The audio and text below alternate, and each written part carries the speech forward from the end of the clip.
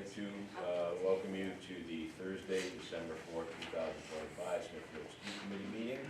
This is the full moon edition. Before we begin, if you could please stand and say a salute to the flag. I pledge allegiance to the flag of the United States of America and to the republic for which it stands, one nation, under God, indivisible, with liberty and justice for all.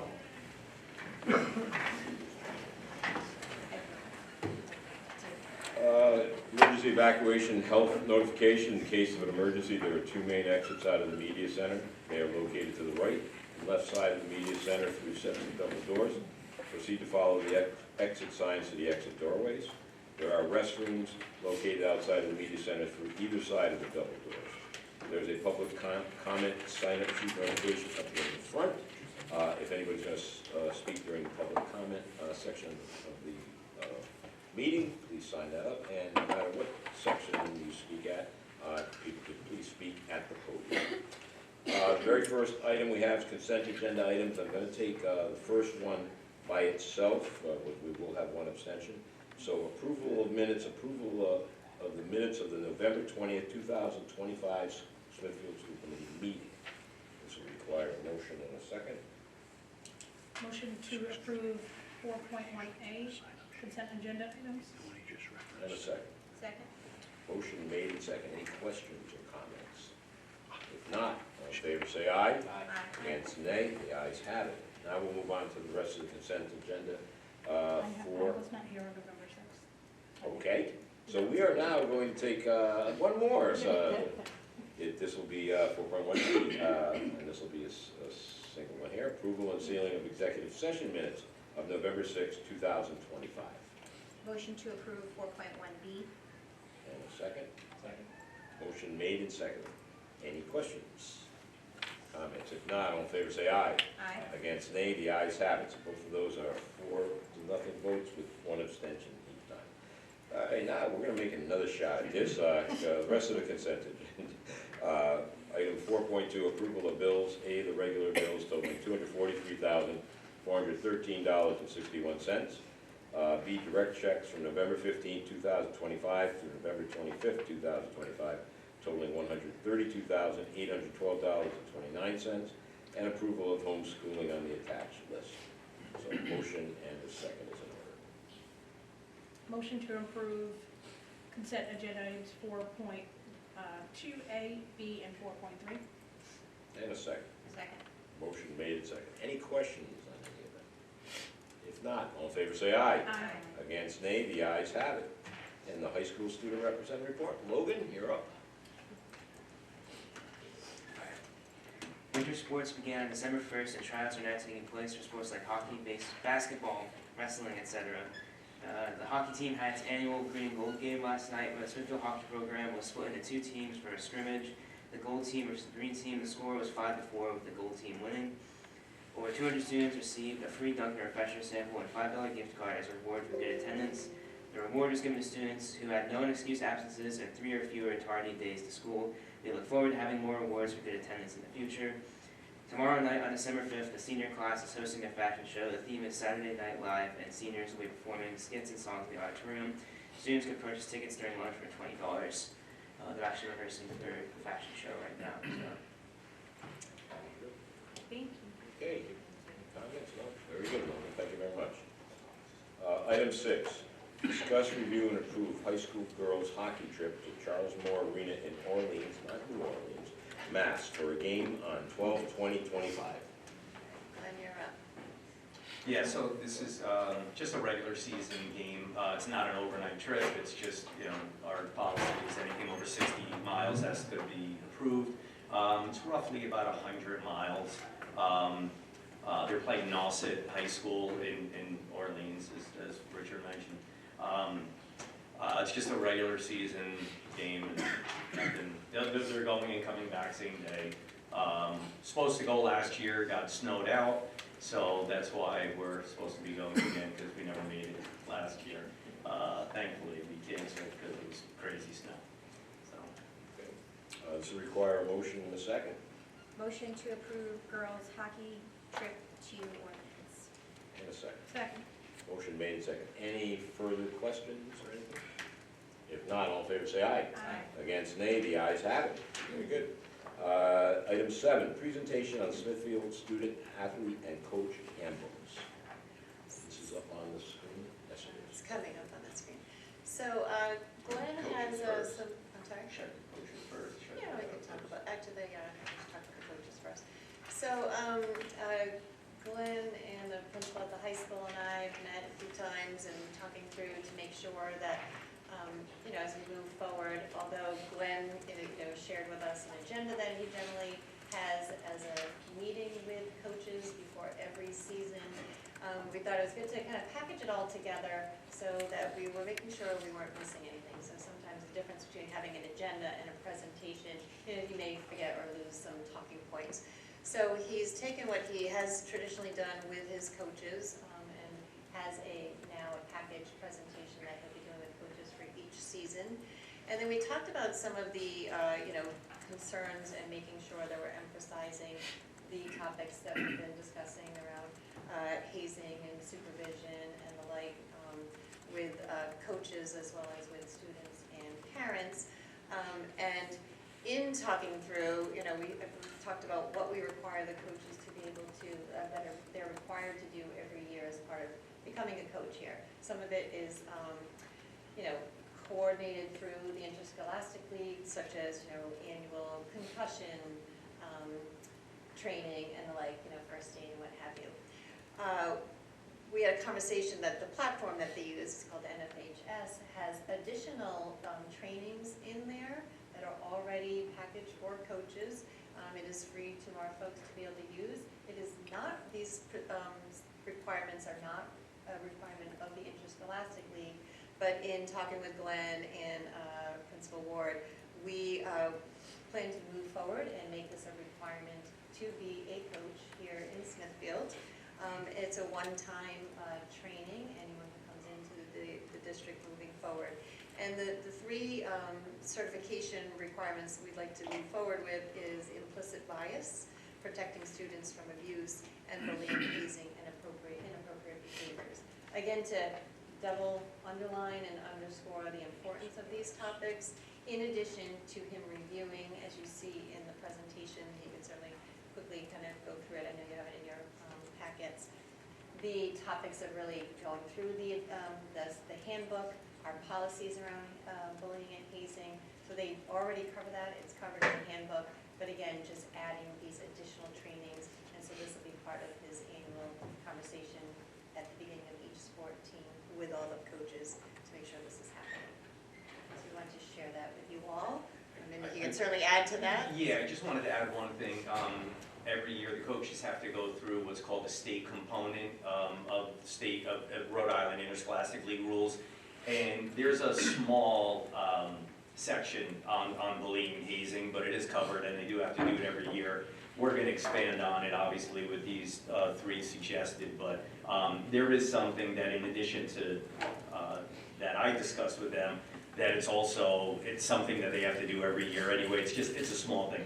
These are actually focused on, I think, what we want them to focus on. So I think adding these as a requirement for all our coaches in the district would be obviously very beneficial.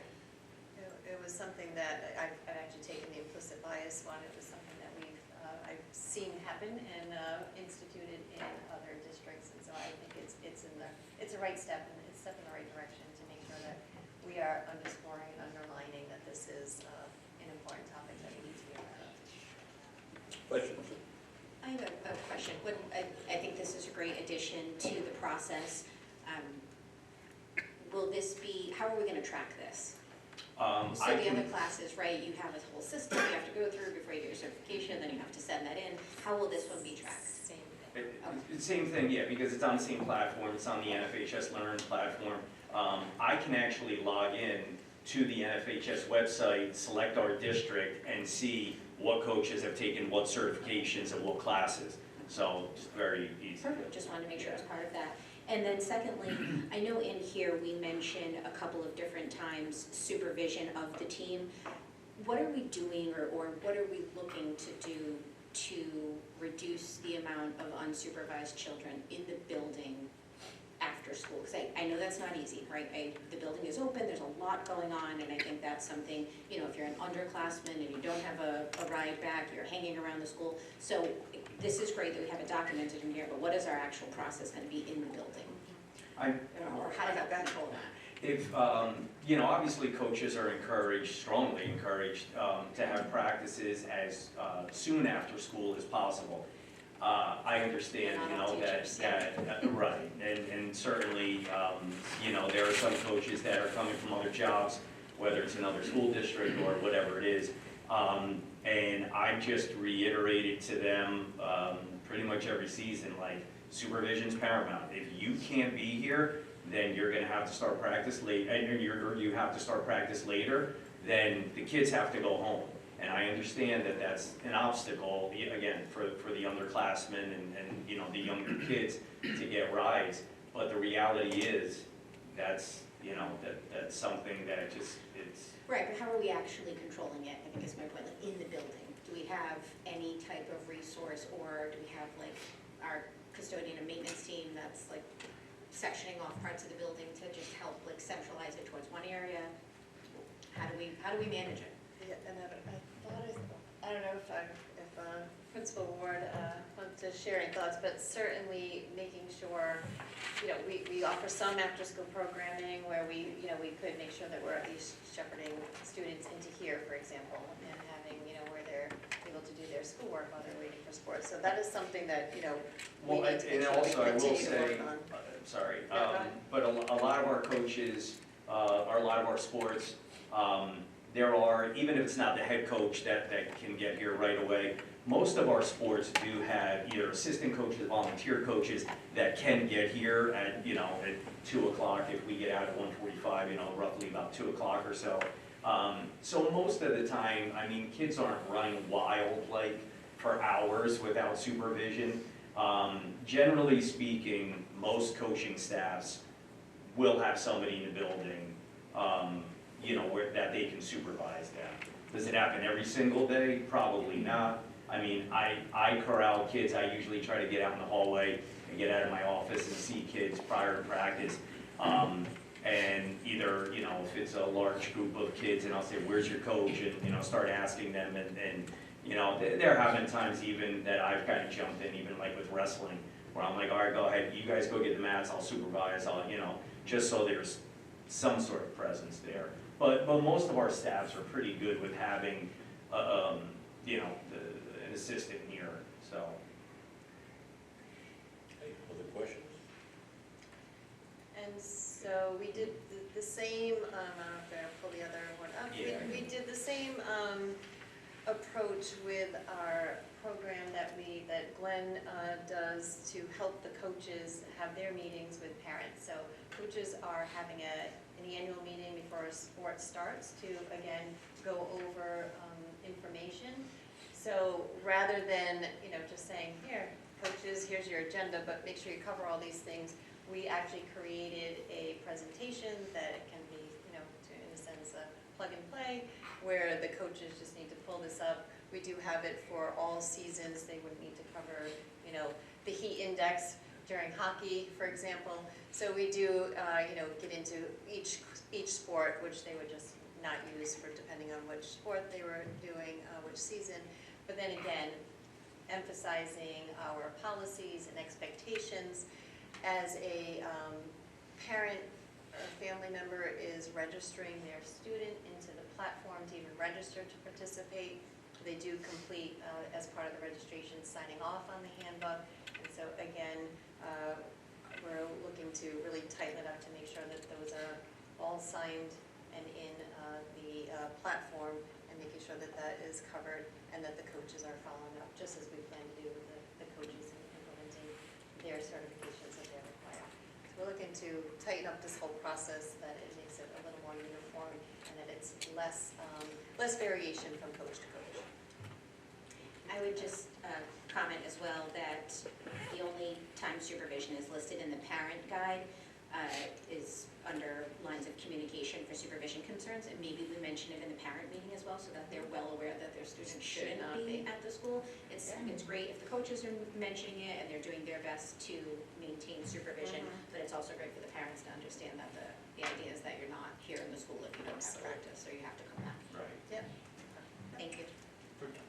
I overlooked the timeline, but when do these new initiatives and the new trainings roll out? For winter sports currently, or is this something to take place? No, it'd be something going forward, like with the spring.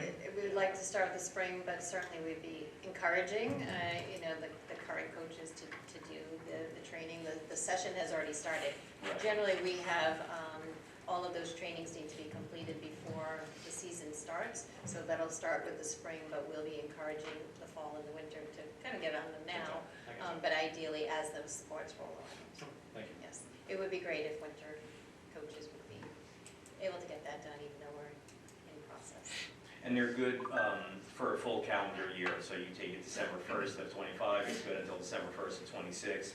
So actually, it would be probably even in the fall coach's best interest, you get it done now. And they're good to go. 3 less things you gotta worry about, because every year there are certain ones that are yearly. Concussion and concussion protocol, and generally, first aid CPR is good for 2 years. But there are some yearly ones. Some that are just for one-time only type things. But yeah, it would actually be in their best interest to get it done now, because it'd be 3 less that they'd have to do next year or next summer or whatever, so. Committee have any further questions? No, I know, if you could just use the Yeah, mic, I please. know. It gets picked up by our, Sorry, Ms. Cipriano, I didn't know if I was Yes. allowed to call on you or the chairs, so we've got to. Yes. Rosemary Cipriano, I have a question that, She'll always be parents, Mrs. if parents do not attend the meeting, are you going to inform them? Have you made any plans to reach out so that everyone, making sure also that parents sign in at this meeting, so you know definitely who has attended? Exactly. Have that in writing. The sign-in piece, yeah, we have actually already addressed where they're either signing in. If it's virtual, then there's an electronic sign-in, but certainly if it's in person, then there's a physical sign-in. So that we've already implemented, moving forward as well. But So if The you had him- a if the- virtual, you could, then the parents, you could, they would be able to see it at a It keeps further it right. time. Right. However, if you do not have the virtual, Mhm. what are your plans? Yeah. Personally, I'd love to see it recorded, and it would be just up on our website as well, and we could run another session. That's the one nice thing about, virtual meetings. If we can't make one, we can certainly have more than one. But it is something that we can certainly work to track down, for sure. Thank you. Agreed. okay. Is that it? Any further questions on this? If not, then we'll be going over to item 8, I guess. Thank you very much. Thank you. Thank you, Glenn. Item 8, discuss, review, and approve payment application 11 to Green Acres Landscaping in the amount of $265,693.96. This is what was held back, I believe. Am I correct? This is the balance because they've had. Final retainage that was owed to the contract, and he is fully compliant with and met all the specifications of this contract. Very good. Okay, this will require a motion in a second. Motion to approve Green Acres Landscaping in the amount of $265,693.96. Second. Motion made in second. Questions? Quick, Yes. it says on the letter that there's 2 more items on the punch list. Are those Those have been completed? That was scope of work. Thank you. Any further questions? If not, all in favor say aye. Aye. Against, nay. The ayes have it. Item number 9, discuss, review, and approve payment to Traffic Signs and Safety, Inc., invoice number 40164, in the amount of $745. And this was, according to our notes over here, the Boyle Athletic, at their last meeting on November 20th, approved this here. I don't know if there's anything else to be said on that. Those are the signs we went with last week, or not? The last meeting? No, that was a separate, this That was one, separate, okay. yeah, This is was, the sign that is currently in place on the gate, 36 by 48, that indicates what is not allowed to be on the track. Oh, okay, right, That's a large sign that's there on the main gate going. gotcha. Okay. All right, this will did it make require it to you all? motion and a second. I I have a question. Sure. I mean, it's $745. I agree that the sign was very necessary. I know we talked about this endlessly, but this was after the fact, so what fund is this coming from? This comes from the Boyle Project Fund. Town's paying. These bills will be forwarded to the town. Forwarded to the town, but that was, I mean, was this in this was an after the fact sign, right? This wasn't like in the There was initial planning? signage in place, like as far as what we never selected what was going to go on the sign. Mhm. So that's where the conversation, you're like, what are we going to put in the sign and what is going to go? Okay. There was always signage that was going to be in place of what is prohibited from the field. Yes. This just closed that out. Oh, Yeah, their invoice is dated August 28th. All right, this does require a motion. Why do we approve payment if we don't pay? That's how the school committee has always wanted the bills from all the Boyle projects to go for. Oh, okay, so we approve, okay. So it doesn't need a motion. Motion to approve payment to traffic sign safety invoice 40164 in the amount of $745. And a second. Second. Motion made and second. Any further questions or comments? If not, all in favor say aye. Aye. Against nay, the ayes have it. Item 10, school building committee update. There has not been a meeting since our last meeting. So that's that. Communications, copy of resignations, retirements, new hires in the district. Copy of fiscal 26 budget transfers. And now we have the acting superintendent's report. And to note, you have an updated for that communication for resignations and retirements, because we did that one in today, so that was a little different than what was originally in your packet. Okay. So I just have a couple of quick items. Just wanted to just mention yesterday, we had secondary teachers were in professional learning and elementary teachers were with parent-teacher conferences, and so just thanking everyone who attended, families, we appreciate your participation and support, and it sounds like we had a good turnout, so thank you all. An update on our Smithfield High School staffing. I had sent you all some details we wanted to share for the public here. So I'd first like to welcome James Connell to Smithfield High School as the Dean of Students. He will be in that role for just the remainder of the school year, and he'll be officially starting after the school break. So this kind of rounds out our high school admin team for this school year, which right now comprises of our new principal, Kristen Ward, which is in the back there, the coordinator of counseling and administrative support, Laura DiMuccio. If you recall, we made that change for this year only to help with some of the transition and make sure that we're not losing institutional knowledge, as well as bridging that 6 through 12 counseling position. We have Arthur Corsini. He is still with us. As you recall, he was started as our interim principal and opened up our schools. Once we hired our Principal Ward, he moved into the interim assistant principal. And he, under the rules of retirement, although they've waived that for educators, they did not make that change again this year for administrators. So he is only here for the 90 days. So he did a lot of consecutive days at the beginning, and then he's going to trickle here for a day or two throughout the rest of the school year. He's been really helping Principal Ward with evaluations and obviously some support as well around discipline while he's here. So you'll see him here and there throughout the rest of the school year as needed. We brought back Richard Zagrodny for a handful of days too during all this transition, just to be able to help with some discipline until the dean started as the interim. He was here, as you recall, as the interim assistant principal at the beginning of the year. So he did a few days last week and maybe this week too, before he heads off to enjoy retirement in Aruba, as he does every winter break. So he may be on the beach now as we're speaking. And then that final team that rounds out, as last year, as you recall, there was the dean/CTE coordinator. This year, and part of that person's funding was out of Perkins funding. So Chrissy Lurango, she is actually our school counselor of the year. She was the state school counselor of the year. She took on that role as the CT coordinator, so that stipend that she receives is out of the Perkins funding, so it's not a cost on the local side of the budget. She has been amazing. I will say I've spent a significant amount of time over at the high school at the beginning of the school year trying to make sure we're all up and running. She just submitted our biomed application on time with lots of letters of support, and so I'll keep you posted when we hear back on whether that's been officially approved.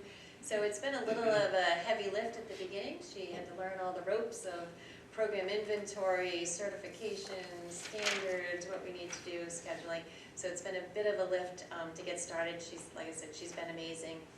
It should be a little lighter of a lift as we move forward.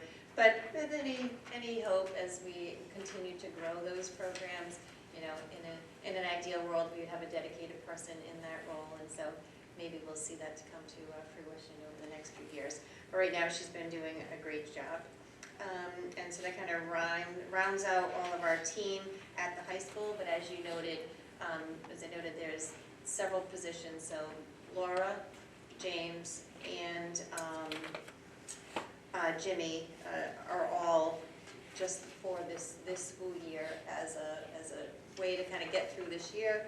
And then we hope that Principal Ward can build her team. So in the fall, we will repost for the assistant principal position. And then depending on how we manage our budgeting, if we can also work in a dean there, we'll see where we land as we go through the budgeting process. But that would be a great way to have both of those positions in there. So we're looking at everything for next year's options. And then finally, unless you have a question? Are you moving on to something else? I was going to move on to my last shout out that we talked about. Oh, sure. Yes, Can I but- ask a sure, question first? Absolutely. So within that, I believe when we talked about this, Ms. DiMuccio and Ms. Luongo both have guidance caseloads, and they maintained those caseloads, or did we shift things around at all there? Ms. Luongo still has a caseload. I believe Laura still has a small caseload. We have someone coming in part-time, a couple days a week to help pick up a little bit of her caseload. So she's a retired school counselor. So she's picked up, that's been going on, I think, since the beginning of the school year, to just be able to help with some of her caseload as well. But Ms. Luongo still has her caseload. Hers is kind of in addition, so her stipend is kind of above and beyond her regular day. Okay, but then we have a part-time person who's coming We have a in. part-time school counselor sub, so she just kind of has a part-time contracted position. She's here for a handful of days a week to pick up some of her caseload. That was in place prior to, immediately after that, but kind of prior to my moving into this role. How does that work with students if they're part-time, like if you need to talk to your guidance counselor? What most of them do generally make appointments unless there's some kind of immediate emergency. I believe, and Kristen, she's here for certain days, so they know her schedule. Okay. And then Laura's always there as the backup person. So there would never be an opportunity where they come down and they can't get any help. So either they're all helping each other out, or certainly Laura is available to pick up on the days that she's not there. So, yeah, just to clarify, Mrs. DiMuccio kept her seniors, because obviously that makes the most sense with the college process or whatever, so she kept her seniors. And she also kept any student that, for example, had a 504 or had some additional needs that perhaps she was aware of, that Kathy Swanton, who actually was a guidance counselor at the school previously, she is the sub. So she does, kids do know her, she's not a complete stranger. And so basically she's working with, in general, the freshmen, sophomore, juniors, course selection. They do make appointments with her, but also if, for example, if something comes up, Mrs. DiMuccio kind of like will pop in and help, because obviously she knows them as well. We did have an issue, a student was having an issue. We didn't really have an issue with the junior. Laura kind of jumped right in because she already knew the family, she already knew the kids. So they're really kind of tag teaming, but Laura is working with the seniors. They're getting her attention, obviously, the entire time. And she also, as a retiree, can only do 90 days. So they have it worked out where some weeks she's here 2 days, some weeks she's for 3 3 days, so that she can support those kids for the entire school year, and the kids know what that is. Okay, and just forward thinking, if we were to keep the current model, and I know we can't really say what would be best interest next year based on budget, based on what you want your admin team to look at, we would potentially need another position in guidance, or no? But that's, we're going far afield on the board. I think we should talk about that at another time, if that's what you think. Like, Yeah. we will, for instance. Well, that- we're yeah, gonna that's be certainly doing up budget for- next Yeah, month. it's up for discussion as we We start talk going budget through the next month. budget and the model, and so, you know, what, maybe not, it would depend on where we are with the current position. So it is something that everything is on the table to look at and discuss, so Great. yes, happy to have that conversation. Can I make one comment too? It would make sense that with Chrissy, if we decided to keep her within the CTEs, that those students would actually go on her caseload. Whereas Good right idea. now, because, you know, it was kind of a emerging situation, she has some CTE students, but other folks do too. It really would make the most sense, both programmatically To and in adjust terms her of knowing that she would, any CTE student, she would assume that those Right. students, Yeah. and then obviously Others. other students as well. But right now, the CTE students are spread out. Yep. So I just think programmatically it makes more sense Right, in the so future if that's we something decide we to go could there. So reconfigure, that's yeah. something, that's just one example of something that we could reconfigure in the future. I just think it makes sense. Great, thank you. Okay.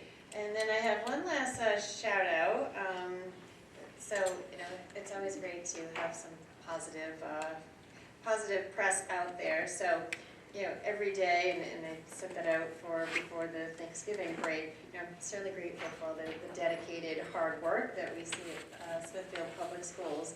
But this week, one particular individual created a lot of positive buzz on social media that was shared with me. And many actually, even though they were talking about her, didn't know her name.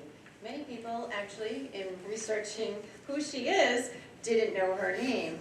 And yet she supports our students every day. They know her welcoming smile, positive outlook.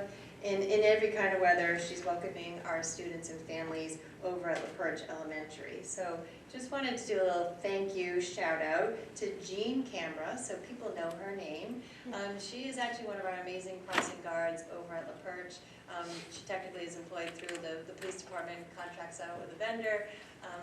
And actually, because of our inquiry on her name and trying to track that information down, they were just so thrilled to hear that she had gotten so much positive buzz, and that we were going to do a little shout out, thank you, that they've actually made her, I don't know if she knows yet, but they're going to be celebrating her now as well. And so she will be identified, I believe, as their employee of the month, and maybe get a little boost in there somewhere. So thank you, Jean. I doubt you're listening, but if you are, or if someone is that wants to share this with Jean, we just want to thank you, along with our many crossing guards, especially as the weather becomes a little less pleasant out there. But Jean, your kindness does not go unnoticed, and so thank you for continuing to spread that kindness. And that's all I have tonight. Thank you. Thank you. Okay. Public forum. Robert Chiaravio. Getting close? Pretty close. Pretty close. One Italian to another.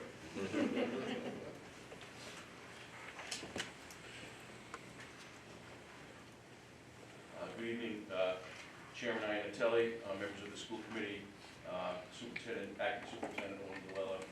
My name is Robert Caradillo. I'm from Westerly. I've addressed you before.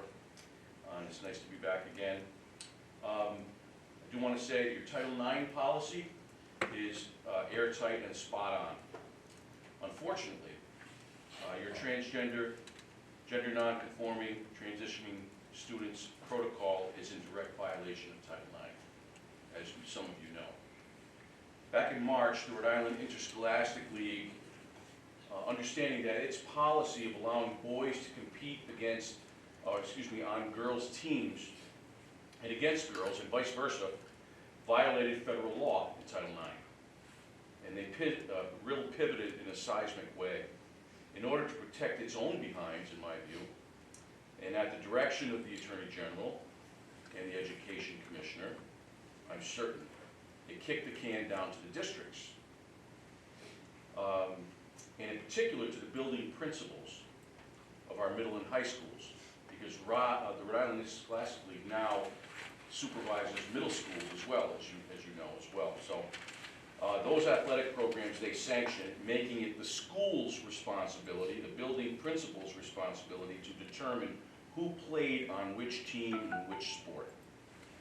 Under RIL's policies, under Article 2, Section 3B5, schools are responsible for the health, welfare, and safety of all athletes at home, away, at tournament games.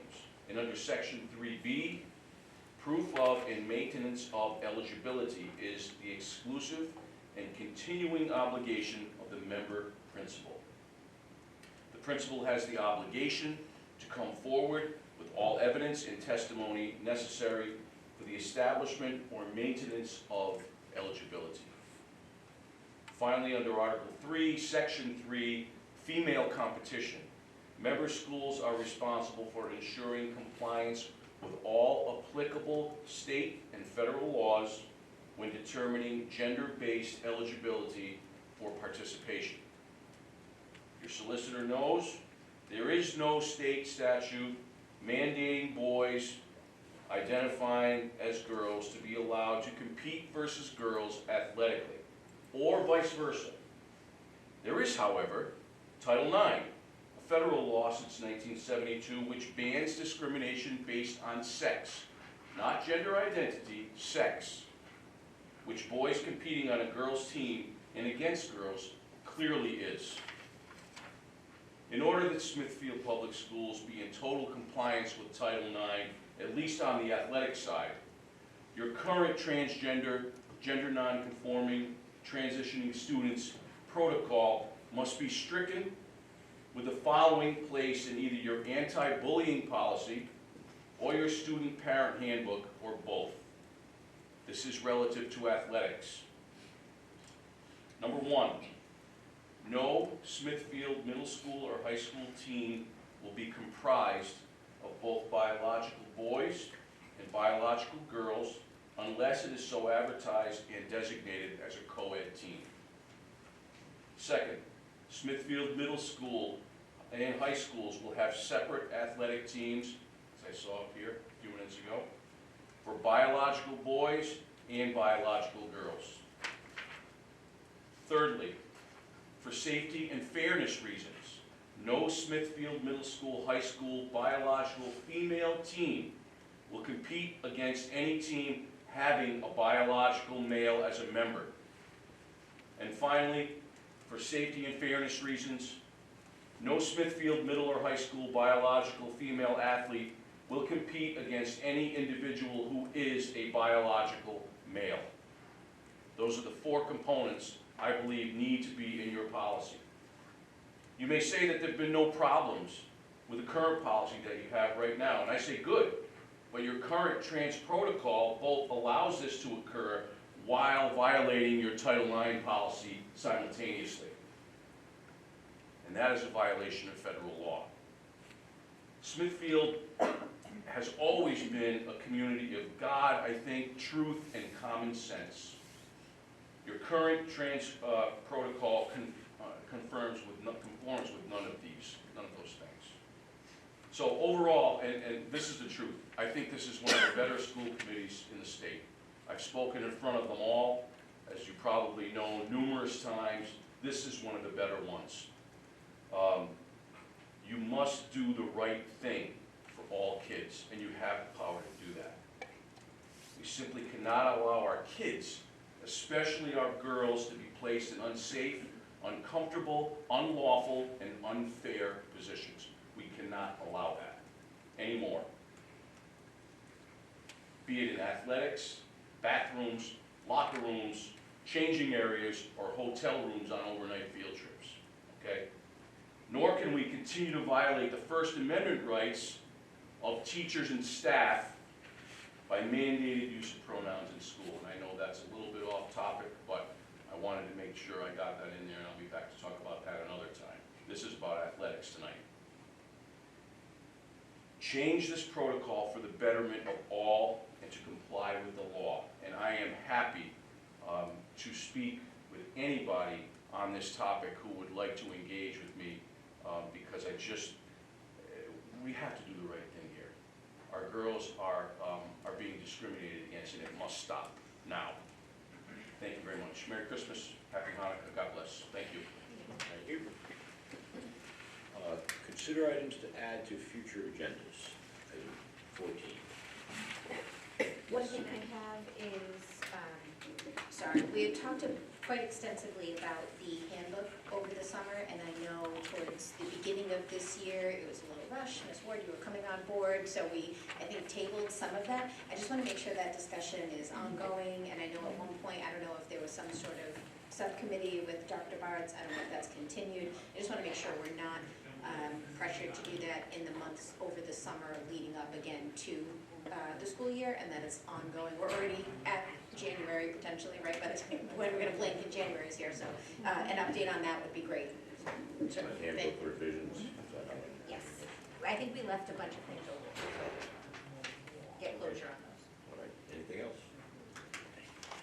If not, okay, we're gonna consider and vote on a motion to convene executive session pursuant to Rhode Island General Laws 42-46-5A, matters pertaining to personnel in accordance with the Open Meeting Act, Rhode Island General Laws 42-46-5A1, matters pertaining to legal advice in accordance with the Open Meeting Act, Rhode Island General Laws 42-46-5A2, review of executive session minutes of the November 20th, 2025 meeting. Any person to be discussed in executive session has been notified in writing and given an opportunity to have that discussion held in public session. This will require a motion Motion to move to executive session? and a second. Second. Motion is made and seconded. Ms. Thacker? Aye. Ms. Sauer? Aye. Ms. Hogan? Mr. LeBlanc? Aye. And myself, aye.